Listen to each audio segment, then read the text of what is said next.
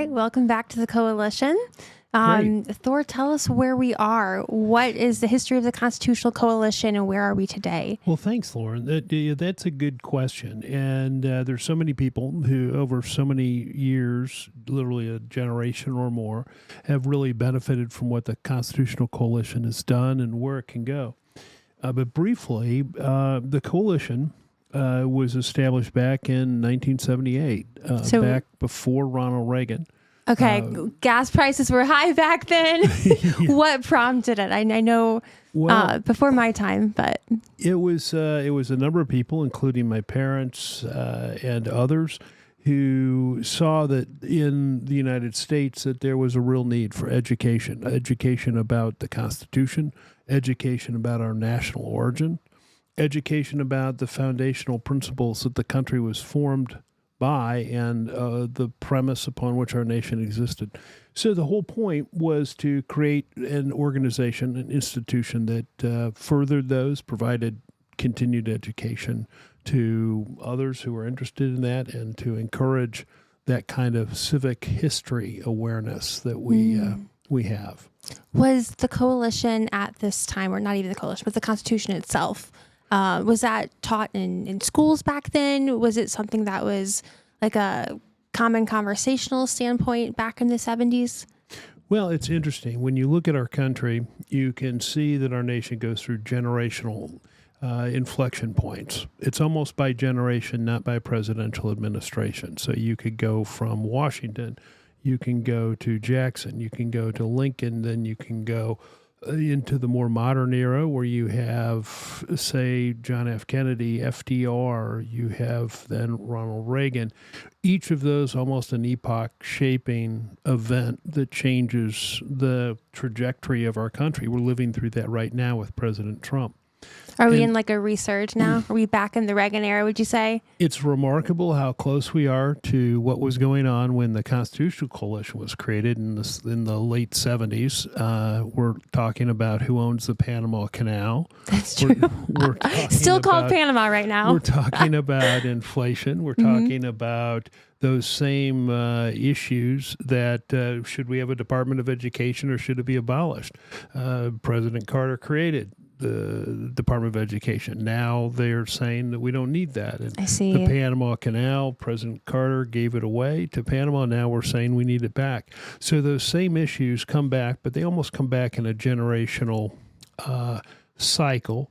And what's interesting is when you look at where we go as a nation, it's important, and one of the great blessings we have is that the Constitution itself has created that foundation, that generation to generation we have this constitutional order, what we call the rule of law, that is unique to the United States of America in all of humanity. I mean, there's been certainly the British tradition, but more so in the United States with our written Constitution than any other nation ever in human experience. And so that's something that we need to be aware of.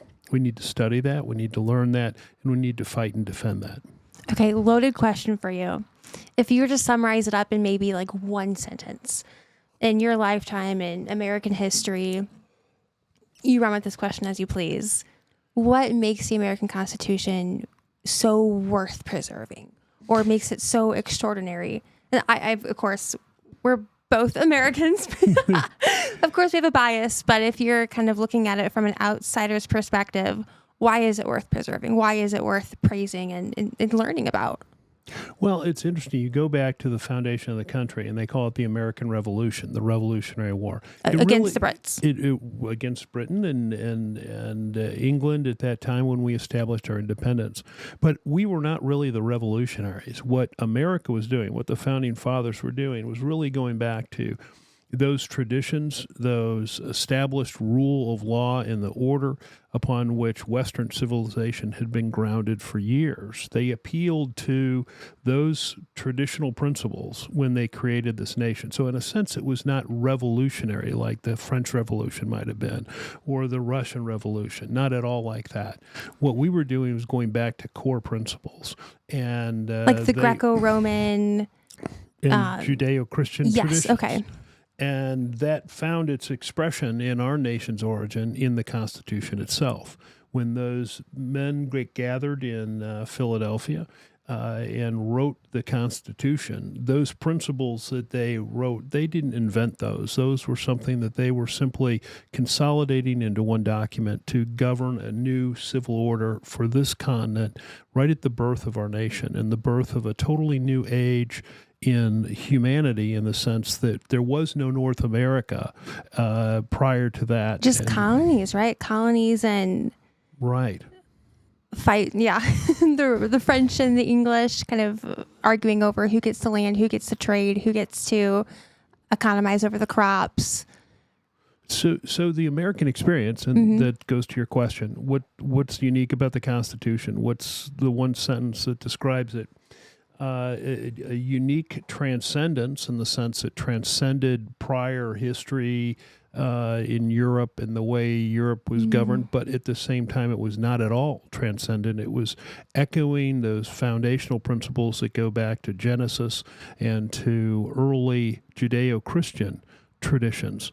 And so that is something that is unique. When you look at the world today, you look at the world since then, 250 years that we've been, this country, governed by this form of government. So we are a democratic republic. Correct. Okay, which I know it can be controversial to say, perhaps, unfortunately. Here's a question for you.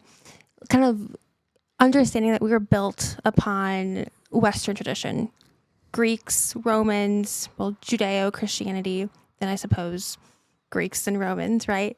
Rome fell. Rome was a republic. It was taken over by Caesar. It fell. Of course, the Eastern Empire extended much longer, but the Rome we know, right, it fell. Where's America in that? That's a good question, too, because it calls back to what is distinctive about America. There's wonderful authors who've written on this. I think one of my favorites is Paul Johnson. History of the American People is a great book. You can get it on audio. You can read it. But it does a very good job of pulling out some of those distinctives. But turning back to the question of what's the Constitution, why do we need to fight for, learn, educate ourselves about the Constitution itself? And again, I return to the point that it's been a unique blessing that has, for now, whatever number of generations, 4 or 5 in this country, however you calculate a generation, 250 years of people, and not just here in the United States, but the whole world has benefited from the influence of these constitutional principles. Yeah. So I know we're going to talk in future podcasts a bit about the fundamental principles themselves. We're not at that point today. Yes, I'm sure that's a whole couple law degrees probably we can dive down into. Right. And today we're just trying to get a sense of why do we need to do that? And that is really what the Constitutional Coalition exists to do. Okay.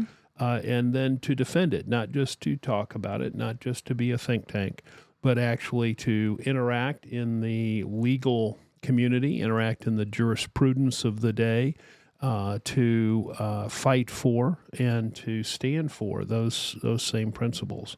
Excellent. And that's an opportunity that we have to play, and those who support the Constitutional Coalition, that I think is very important.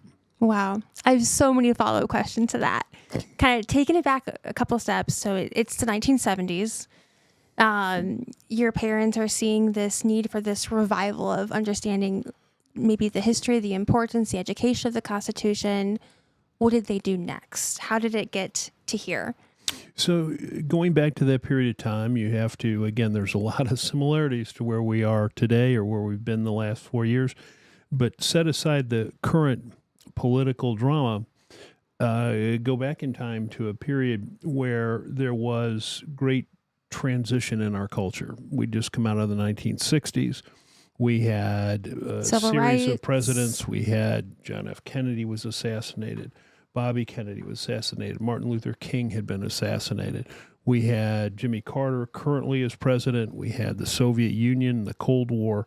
There was a sense in this nation of we need some stability. We need to get back to first principles. And so instead of trying to invent a new social order and trying to reinvent the United States of America, what we did, not we, but they and those who cared about the Constitution said is let's go back to the essential principles, and that those are found in the Constitution. And so was that revolutionary at the time? Sorry for interrupting. Kind of going back to the basics rather than kind of rebuild the wheel, kind of just go back and look at the wheel you already have. Was that controversial at the time? It was not the era of, well, let me back up. That sounds pretty conservative, right? Well, we hear a lot about, conservative, correct, and progressive. The vernacular changes when you look back at time. It was called liberal. It was called traditional. It was called Republican. It was called Democrat. It was called various, Marxist to Austrian School of Economics. Yeah. So there's a whole lot of labels that were attached to different political ideologies. Okay.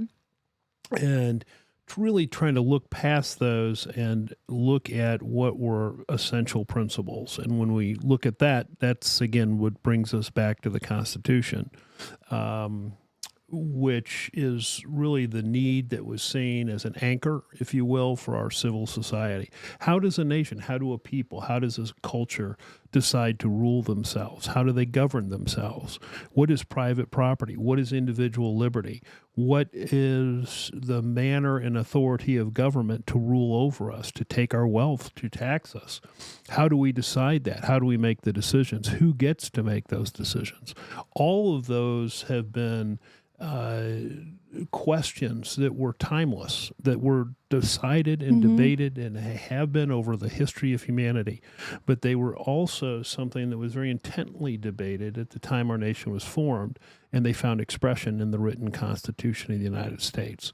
And so refreshing our recollection of those principles was something that gave us, particularly in the 60s when there was turmoil, but there's been turmoil at every age. There's been turmoil in the World War II era. There was certainly turmoil during the Civil War.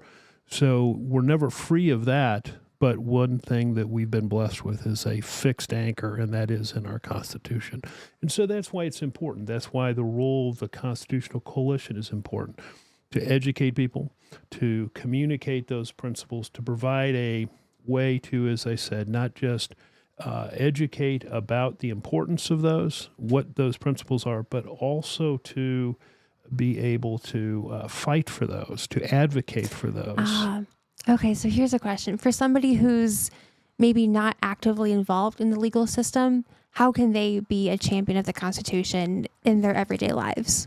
Well, that's a good expression you use, Lauren, a champion of the Constitution, because that's what it takes. As Ronald Reagan said, we're never more than one generation away from losing our core principles. And it is generational that we have to appreciate that, to carry on for the next generation, that awareness.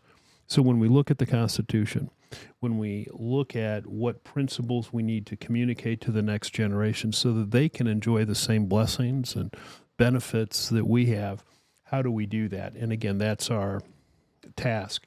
But as you said, how do we champion it? How do we become the Palladians for the Constitution of those fundamental principles? In one critical way is, as we mentioned, and this goes back to the origins of the Constitutional Coalition, is education.